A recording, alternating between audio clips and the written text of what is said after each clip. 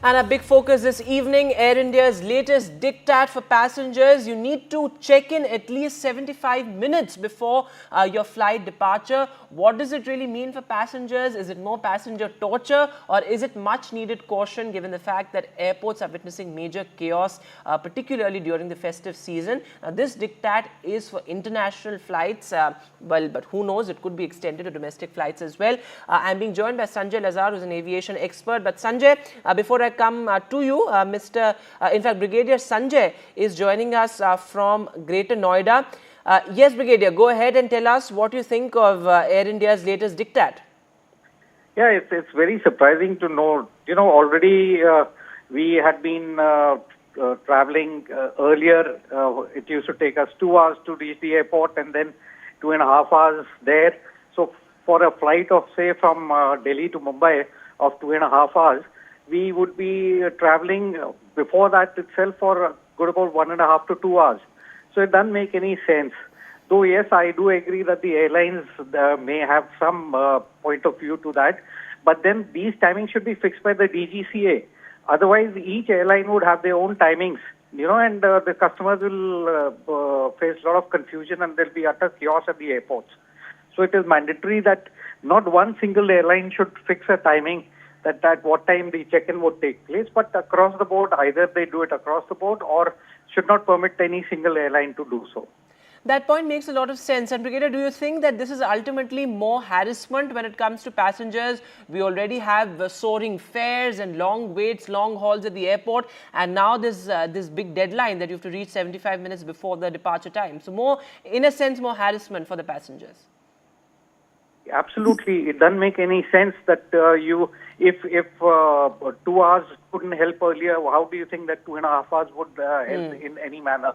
Because that much of rush would be there at the airport as the people would reach earlier and there would be utter chaos there. All right, Brigadier Sanjay, thanks very much for joining us with your views. Mr. Punya Singh is also joining us from Jaipur, I believe. Yes, Mr. Singh, tell us what you think about this latest revision of rules. You have to reach 75 minutes before your check-in, before your departure time. What do you think of this? Yeah, sir, I strongly back Air India's decision because if commuters check in early, it will be smooth for them and for the staff of Air India, and the chances of chaos will be less. Okay, so pretty impassioned there. You believe that this is a move that is rightful given the fact that we see a lot of chaos at airports. Sanjay Lazar, come in on this. So two contradicting views there. But what Brigadier Sanjay said about the DGCA, the aviation regulator, looking at these guidelines and not airlines perhaps having the autonomy to decide when passengers should reach the airport. That point made a lot of sense because many a times you book a ticket not necessarily looking at which airline is this and looking at their individual guidelines, but simply availability or which airline costs which airline is more reasonable. So given all of that, isn't it more sensible that the aviation regulator makes these guidelines instead of airlines individually looking at them? Good evening. Thank you, Vedant. First of all, I don't agree with Brigadier Sanjay's views. For the simple reason is if you go back in the last 2 months, you've seen mammoth queues at Terminal 3, domestic and international. That terminal itself has a capacity of 40-odd million passengers. It's gone past 45 million. We are witnessing record growth. Now, you have to understand what Air India has said. And I think you all have got it wrong. Air India says that the counters will close 75 minutes early. Yes. It was earlier 60, they made it 75 minutes. This is purely for international flights. Yes. Let's understand why that 15 minutes is added on. Because they see chaos at the departure because of immigration and customs and security. Now, if you open the GMR website, Terminal 3, just now, I'm on the website while I'm talking to you, it's showing me live images. It's taking 7 minutes to get it, 2 minutes to get into the airport, 7 minutes to get into the check-in counter, A to F or G to M. Okay, you add that's 9 minutes. You add security of international is 15 minutes for first, business and economy. So you're already down to 22 minutes. You add departure immigration, another 15 minutes. My friend, you've already crossed 30 minutes here. Now, if you're going to now also remember, Air India is the largest international operator out of Terminal 3. A lot of international airlines, excuse me, bunch up their flights at the night when all Air India's ultra long haul and long haul flights depart. So you've got a congregation of people at the similar time, I'd say around 11 o'clock to 4 o'clock in the morning. You've got hundreds and thousands, 100,000 passengers leaving literally. Okay, so that's an important point you're making, that perhaps, this No, decision... I've already shown you 30 minutes is the additional time to clear through. Yes, and So this decision to you should close the question check-in GMR, counters... This decision to GMR, close the DCAS. check... Hear me out, Mr. Lazar. The decision to close the check-in counters 75 minutes before the departure time, you are saying that this is essentially to streamline, the entire process. And this would, in a sense, not have much impact when it comes to passengers. You haven't got it. Sorry, Vedant. It's not to streamline. It is to make up for inadequacies of GMR, BCAS, CISF and the government. Immigration is a government subject and the Ministry of Civil Aviation. The GMR looks after the airport. They've got 95, I've just done, because you called me on, I looked into the details. And how can you blame one airline? For Brigadier Sanjay to say DGCA should mandate equally, British Airways has 2 flights a night. Air India has 18 flights. Can you mandate a time? They still have the same amount of counters. We need to understand the logic here. Okay, you've got about 95 immigration and security counters. That's not enough. Have we expanded capacity? No, we've not. I was there day before yesterday. My kids went to Canada. It was a nightmare for them to clear immigration and for me to clear security. So I understand, but see, everybody is entitled to their opinion. I mean, what Brigadier Sanjay said, he is entitled to his opinion. But the fact here is, Mr. Lazar, that ultimately the sense is that it's a passenger paying for everything. As you rightly pointed out, that perhaps it's the inadequacies of the GMR of airport authorities, but ultimately it's the passenger paying. The sense is that you're already paying so much that you have to be there, and then there's this deadline as well, sort of like a sword dangling over your head. But Mukesh Kumar from Bengaluru is joining us. Yes, Mr. Mukesh, go ahead and tell us your views on this. Yeah, see, Air India has taken this, Tata Group has taken this Air India at almost a throwaway price. And after 2-3 years, the so-called Tata great name, nothing great is happening with Air India itself, because they've always been capitalizing on getting these kind of deals, and more than that, they are not bothered to improve the quality of services and all that, and it's running exactly the same way the government was running it for several decades. So what good is it that Tatas have taken over? And now with Vistara being clubbed with Air India, even the so-called good service of Vistara is going to get dented with Air India's bad service.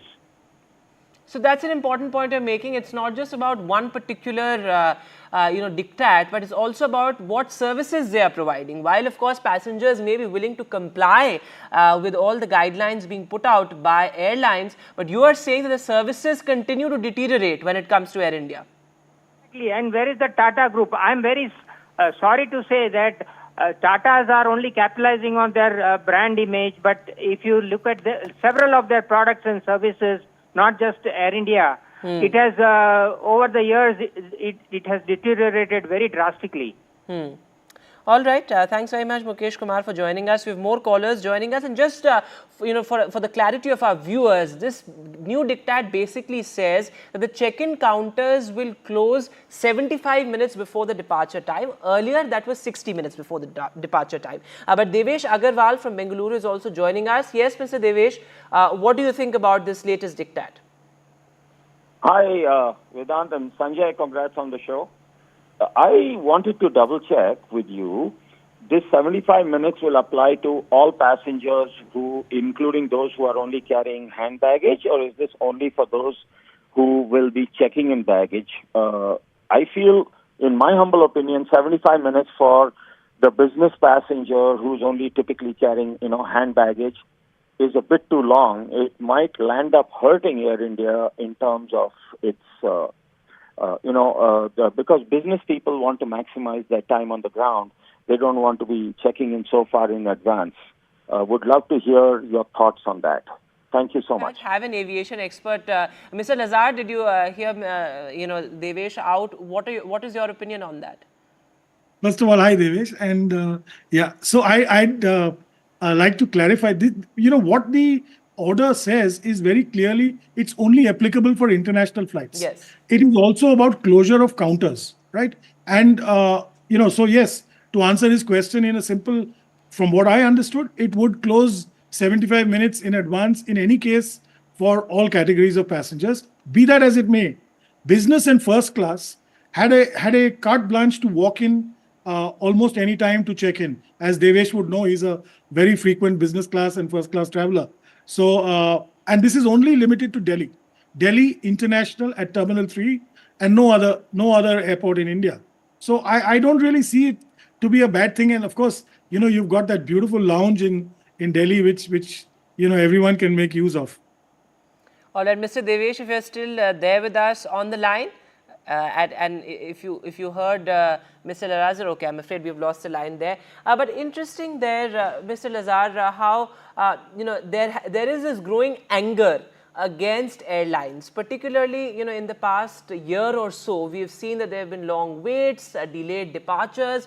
And this perhaps just adds to it, given the fact that, as you also said, that this is not really a drastic move. It's just a 15-minute extension of the closure time. It's not a drastic move at all. But given this growing anger against airlines, passengers anyway seem to be of the opinion that the airlines aren't doing much, for the comfort of the passengers and for making sure that their travel is hassle-free, and just going on sort of increasing the prices, and which is why there seems to be this growing anger against airlines.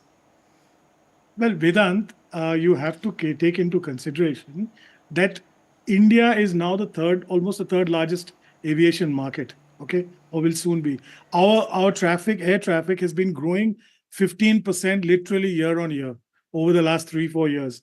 We are seeing Indians travel like never before, whether it's Air India, whether it's British Airways, Emirates, Indigo. You look all around and they're traveling, and more countries want market access.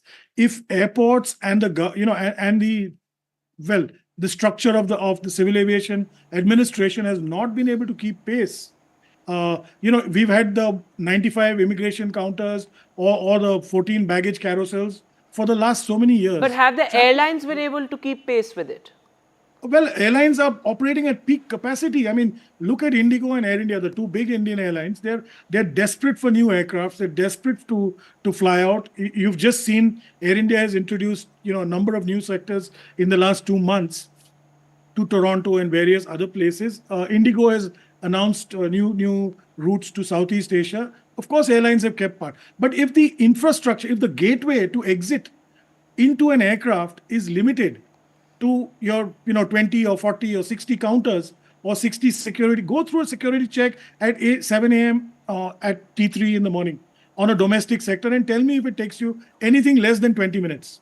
You will be in queue for 20 minutes. Vedant, understand. So internationally also, if you go at 3 in the morning or 2 in the morning, when every long-haul flight is departing to Europe, understand, they depart at that time to make Europe at daybreak. They depart at that time to make the US in the afternoon. So all airlines leave at that same time. It's a bunched up departure. So the only thing is that Air India being the largest carrier, I'm assuming that they have just extended it by 15 minutes. It's not going to cost anybody anything more. It's probably going to eat into a little more travel time or eat into a little time, 15 minutes more that you'd probably come in early, but you wouldn't have to run through immigration, run through security. And you know that Delhi is one of the largest airports in India. The gates are almost 20 minutes away, the last gate, as a walk. It's for older people, it's hugely difficult. Air India has done this, as a convenience for people. Come in, I'll make sure that you're in and we'll close this. So you're always assured that you're in the queue for the immigration and security at least 75 minutes prior to departure. What does that mean? That means you've got 75 minutes to cross the threshold of immigration and reach the aircraft. Do your duty free, do whatever else you want. But at least you're out of that area. Okay, as we try and patch more callers on the show, Please. Mr. Laraz, very quickly also, there's a sense that airlines are more, increasingly becoming anti-passenger. In a sense, they don't necessarily take a pro-passenger approach, whether it's fares or otherwise. Why do you think that is? Well, I do believe fares have gone up. Yes, there's no question about it. Let's also understand ATF and taxes have gone up in the last 3 to 4 years. We are seeing increasing burden on the airlines, yes, but we are seeing a huge burden on passengers. I myself traveled from Delhi to Pune, and I know, fare that was 4,000, I paid 9,000 for. So it pinches great deal, one-way fare. So it pinches a great deal, and yes, there is angst amongst travelers because there seems to be no let up. Understand that the government many years ago has disassociated, has deregulated airfares. Having deregulated airfares, then you've got to then play with what's available.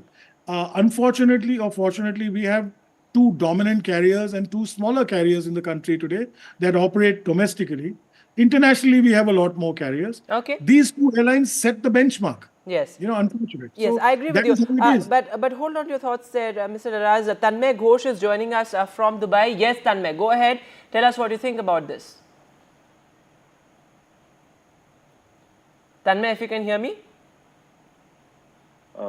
This Yes. is Devesh Agarwal. I don't know if you're trying to reach me. Go ahead, Devesh. So, just in follow-up, thank you for reaching back to me. So, personally, Sanjay knows, okay, yes, I do travel extensively, frequent flyer. I personally reach, even if I'm traveling business class, at least 2 hours before the flight, because it sometimes can take that much extra time at immigration, at customs. There are a lot more steps an international passenger has to go through before they get to the aircraft. And also, being a larger aircraft, airlines start boarding significantly earlier. A narrow body aircraft, they can board in less than, say, about 15, 20 minutes. But, a 777 or a 787 will take a good 45 minutes to, load up, complete all the necessary paperwork, etc. And airlines want to, depart on time because, as Sanjay rightly pointed out, Delhi airport is so congested at that time of the night that, if they lose their takeoff slot, then they really have to wait for a long time. So I think 75 minutes is absolutely nothing. I think passengers should typically reach at least 2 hours before their flight so that, they go through all their processes comfortably. That is my personal thoughts. And what Sanjay was saying about security, we are all paying a security fee. And so one has to question the government as to why more security personnel and infrastructure is not provided to cater to peak level traffics. Everybody, if they see on their ticket, there is a security fee on it. So if we are paying for it, we as passengers, we as consumers must demand from the government who's collecting this fee that they should provide us the required service at the levels of service that we deserve. All right, Devesh, thanks very much for joining us. In fact, Devesh, you're rightly pointing out that infrastructure perhaps has to keep pace with the increased airport traffic. But as you said, it's responsible passenger behavior to reach on time. Apurva is also joining us from Delhi. Yes, Apurva, go ahead. Hi, Vedant. Thanks very much for having me on the show. So all of us know how hard airlines are getting these days. Even if you reach an hour before time, sometimes they tell you that the check-in counter has been closed. And that is a bit troublesome for passengers because we know that after check-in, we have to wait so much for boarding, then for security check-in, and all of that process gets done in 1 hour. But even then, right before boarding, we have to wait so much, and the boarding more often than not gets delayed for most airlines. So when we have to wait so much during boarding and so much after check-in, why would we want to come even earlier for check-in? So that is, I think, a bad move for all passengers who already spend so much time. People come for international flights, people come 3 to 4 hours before their departure time. So do you expect them to come in the morning for an evening flight? That's a bit bizarre to expect from passengers. So I do think that this is, and till now we were managing with the 60-minute timeline for most airlines. So I think that is manageable for the future as well. And as the point was being made, that it's an infrastructural problem. So the burden should not come on passengers. It should be on the airports and the airlines to build the infrastructure to be able to handle passengers in that much time. All right, that's a very important point you're making, Apura. Thanks very much for joining us. Given the fact that you already have delayed departures, why would a passenger want to come 75 minutes before the departure times? That's a very valid point there. Tanmay Ghosh is also joining us from Dubai. Yes, Tanmay, go ahead. See, my pertinent problem, because I am a frequent flyer of Air India Express in general. It's an airline that I continue to fly every now and then. One thing I've noticed with them is that even if you reach 3 hours, that is the optimum time before the departure at the airport, they don't open the counters for check-in. So I don't really understand the point of calling people 3 hours before and then putting such timelines that 75 minutes before the flight, the counters will close. I mean, you're giving a very short duration for people to actually complete all the formalities. So I don't really get the point of it. Either you continue to do with the 60-minute prior to departure timeline, or you increase the time duration in which passengers can come and do the check-in. Okay, again a very pertinent point there, Tanmay, that you're making, that despite passengers coming to airport well in advance, many a time we see how airlines don't open check-in counters. So that's an important point. Anil Deshpande is also joining us from Bengaluru, I believe. Anil, yes, go ahead. Yes, Vedant, good evening. Just I wanted to say that it is very difficult to reach the airport well before the time, because especially like IT city in capital Bengaluru, traffic is so much.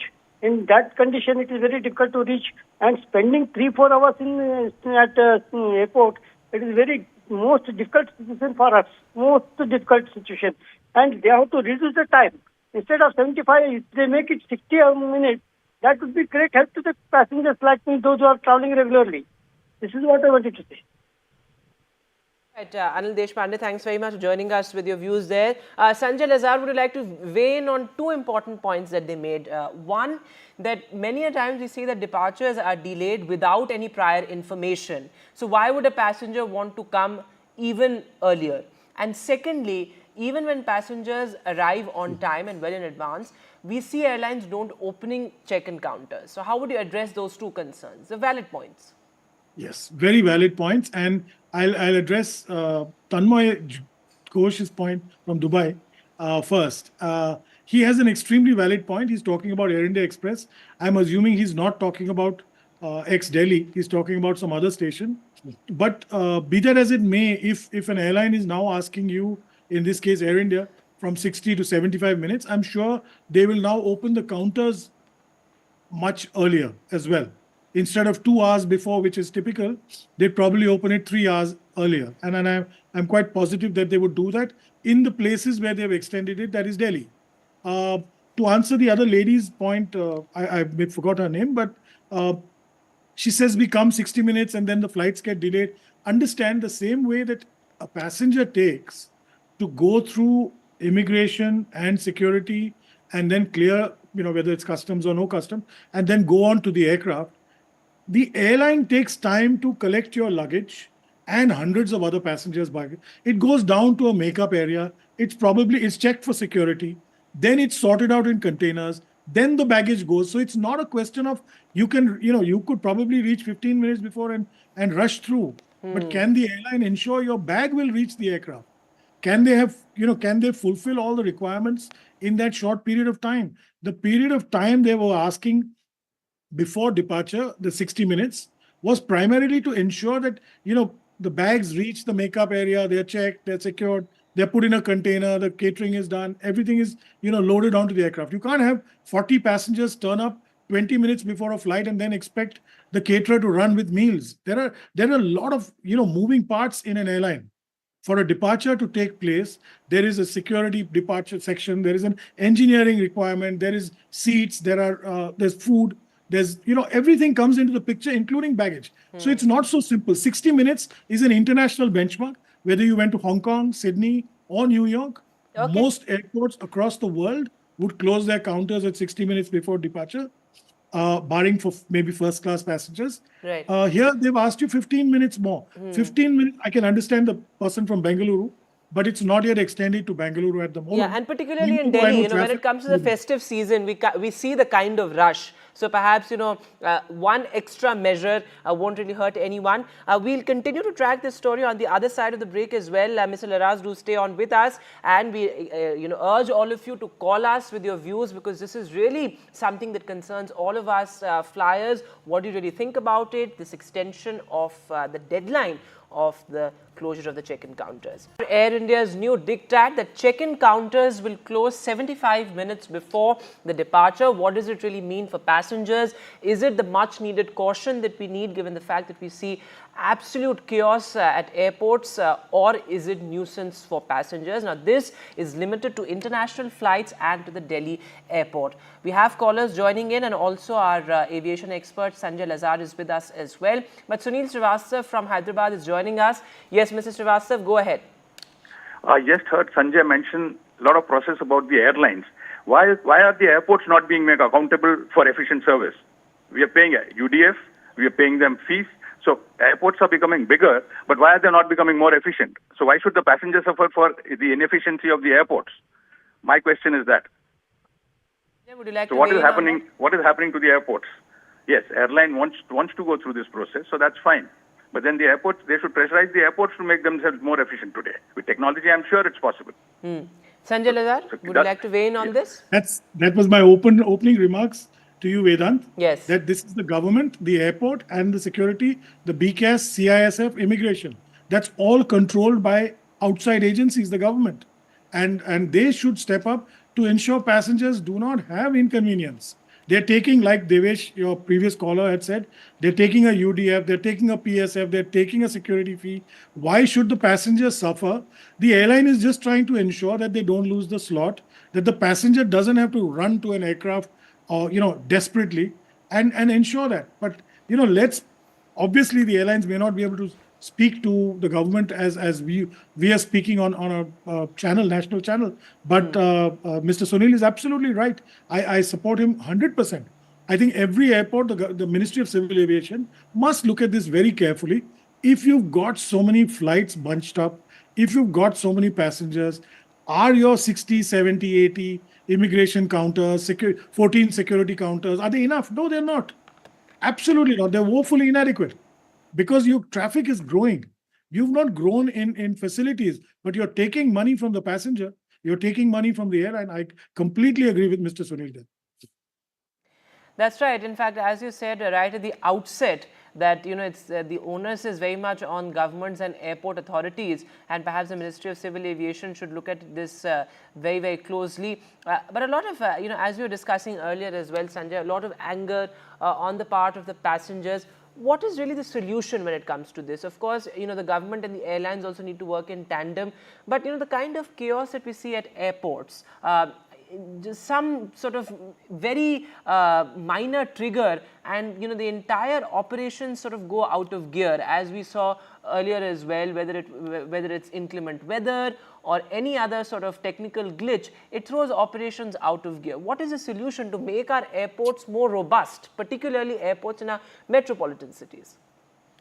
Well, Vedant, the government and airport authorities are always great punching bags for everybody. Right. But Sanjay, I'll just come back to you in a bit. Bharat Bhushan is joining us from Delhi. Bharat Bhushan, yes, go ahead. Hello, good evening. Yes, go ahead, sir. Can you hear me, please? Loud and clear, go ahead. Okay. See, I tell you, of late, we have seen the intervention of technology into the entry as well as the check-in process at the airport. Some airlines are doing it. You have the kiosk where you can check in yourself, go globally. You have the kiosk only. There are hardly any check-in counters. Then you have the automatic baggage handover counters where you can just do that. In India, if I try to web check-in into Air India for international flight, they just do not accept it. They say, no, you have to come to the counter. I think there's a time that we should upgrade ourselves in technology instead of, asking for more time for the people to come in. Put some money in the technology, and I think we should do better with that.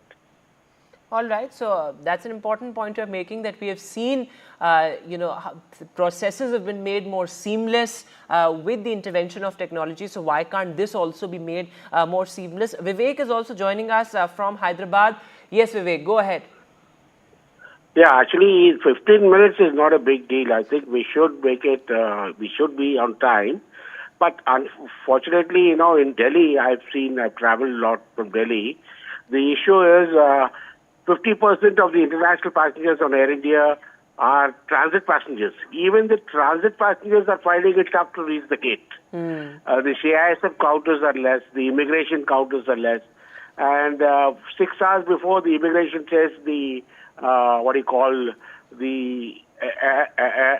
airline is not online, so you'll have to wait. So these things, the infrastructure will be sorted out. Till such time, 15 minutes is okay, because on a wide-body aircraft, 20, 30 wheelchair passengers are there. So the entire immigration is crowded with wheelchairs.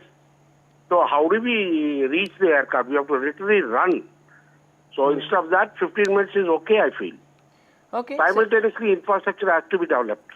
That's a very balanced and important point you're making, that while you as a passenger is willing to reach well in advance, the infrastructure must also parallelly develop. I think that's a very critical point. And the point you made about wheelchairs, while we talk about inclusivity, infrastructure also has to, in a sense, keep pace with it. Mr. Ranjan is joining us from Pune. Yes, Mr. Ranjan, go ahead.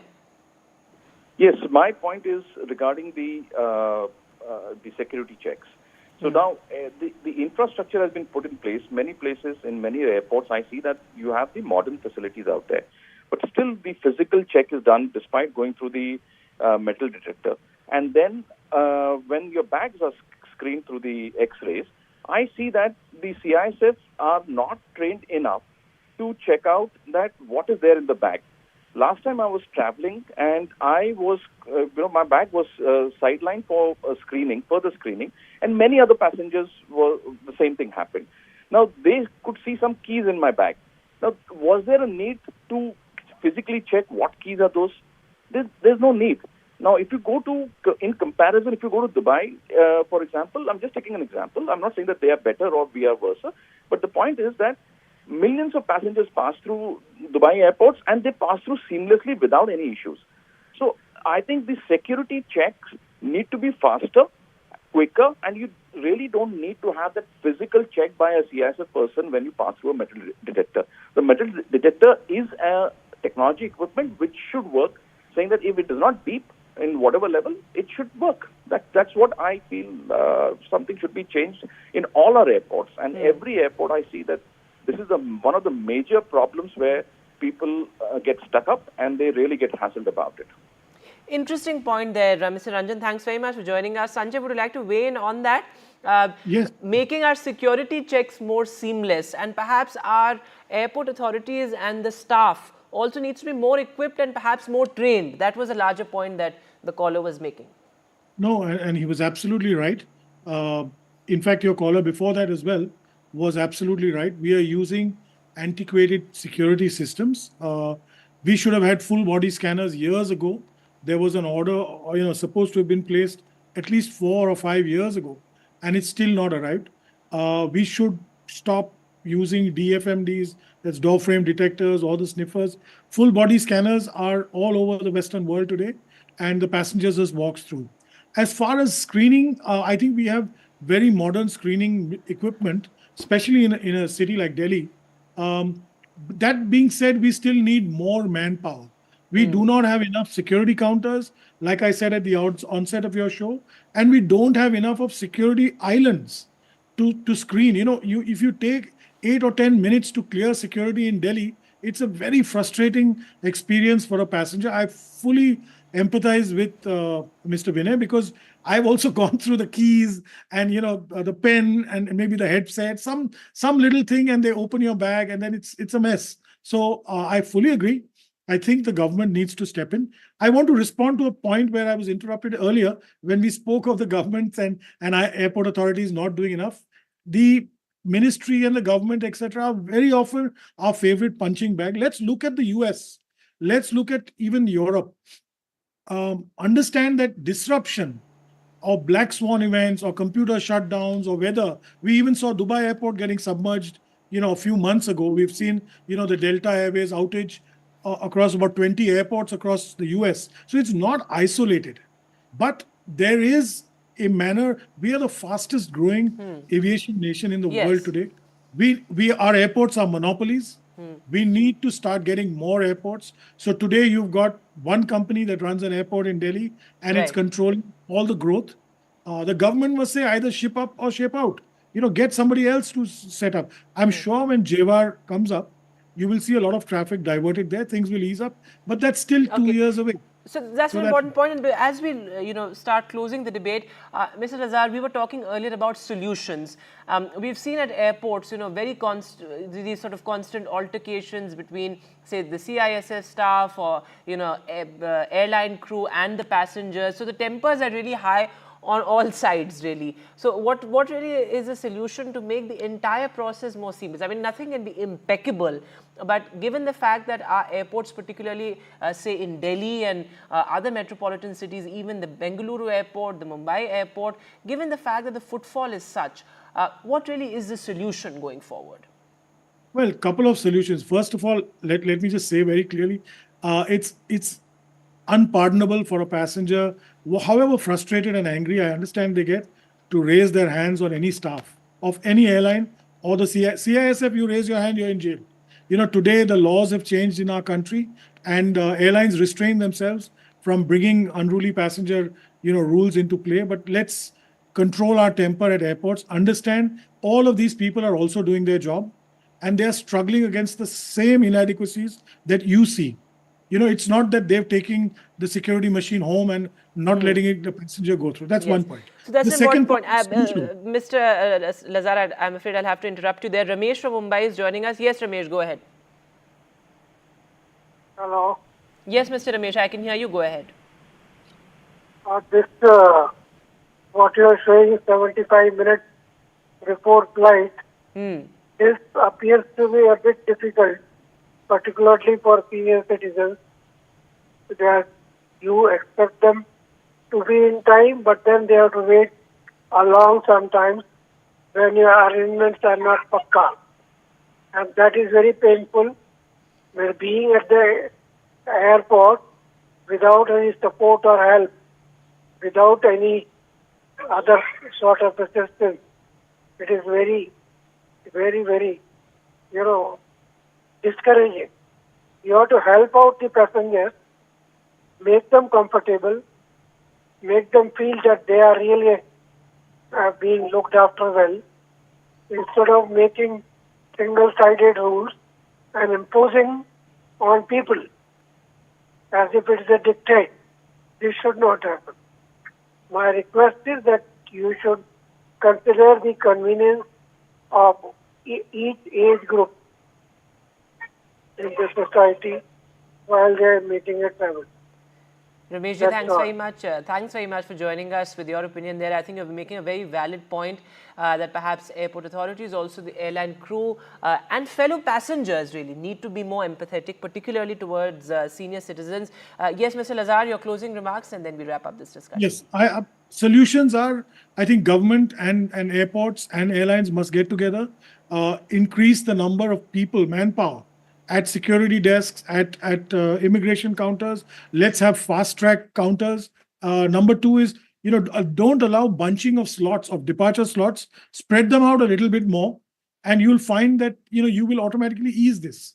But I understand airlines all want to be on the 7 o'clock flight to Bombay or on the 8 o'clock flight to Bengaluru. So you see that bunching up happening. International flights, I'm sure they can spread it a bit. And I think it's time we need expansion. There is expansion, there needs growth, not only in new airports, greenfield airports, but also the current capacity needs to be assessed. That's it. Thanks very much, Mr. Lazar, for being with us through the show, and thanks to all of you for calling us. You can also write to us or tweet to us as well, as we put the focus on issues that matter to people like you and me.